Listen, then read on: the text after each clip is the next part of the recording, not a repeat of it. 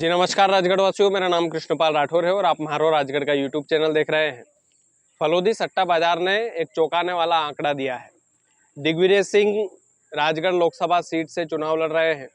इस सीट पर पूरे देश की नज़र है और पूरा देश इस सीट को दिग्विजय सिंह इस चुनाव को किस तरीके से लड़े थे, जिस तरीके से उन्होंने पैदल यात्रा की थी, पद यात्रा में वो घर घर जनसंपर्क करने गए थे, जिस तरीके से उन्होंने पुराने बुजुर्ग को मनाने की कोशिश की थी, तो पूरा कवरेज दिग्विजय सिंह को मिला था इस चुनाव में।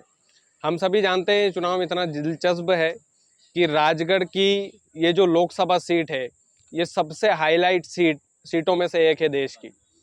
लेकिन फलोदी सट्टा बाजार ने दिग्विजय सिंह की मुश्किलें बढ़ा दी है।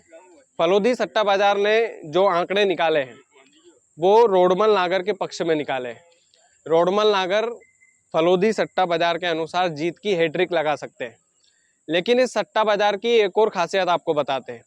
विधानसभा चुनाव में इस सट्टा बाजार ने कांग्रेस की सरकार बनाई थी मध्य प्रदेश के अंदर, यानी कि जो आकलन विधानसभा चुनाव को लेकर फलोदी सट्टा बाजार का था वो पूरी तरह से गलत निकला था। तो आप समझ सकते हैं कि ये जो सट्टा बाजार है ये उलझाने की कोशिश करते हैं। तो हम तो यही चाहते हैं कि इस पर कोई विश्वास ना करें। लेकिन सांसद रोडमल नागर को फलोदी सट्टा बाजार के अनुसार जीत मिल रही है।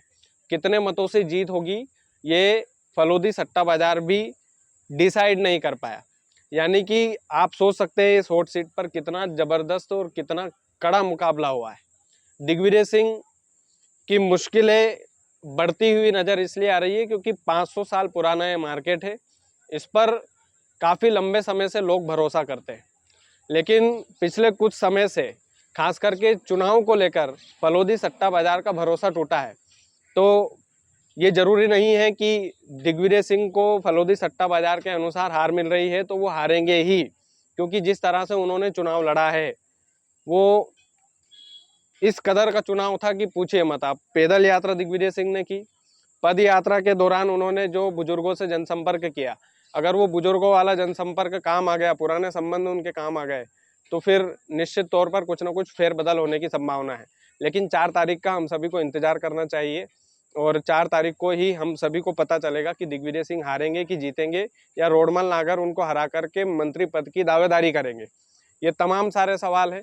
इन सवालों के जवाब ईवीएम की मशीनों में बंद है।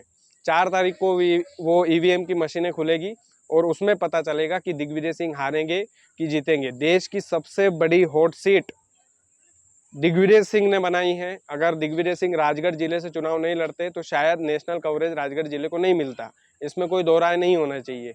ये एकदम स्पष्ट बात है कि रोडमल नागर से जनता कहीं ना कहीं नाराज थी, लेकिन वो नाराजगी बटन दबाते समय कितनी जाहिर की है लोगों ने, ये भी सवाल है। लेकिन बहरहाल सट्टा बाजार के अनुसार दिग्विजय सिंह हार रहे हैं, रोडमल नागर प्रचंड बहुमत से जीत रहे हैं। तीसरी बार वो जीत की हैट्रिक लगा सकते हैं। अब देखने लायक बात होगी कि देश की सबसे बड़ी हॉट सीट दिग्विजय सिंह के खाते में जाती है कि नहीं जाती है। बाकी आप वीडियो को ज़्यादा से ज़्यादा शेयर कीजिएगा। चैनल यदि आपने सब्सक्राइब नहीं किया है तो प्लीज़ कर लीजिएगा। बहुत बहुत धन्यवाद।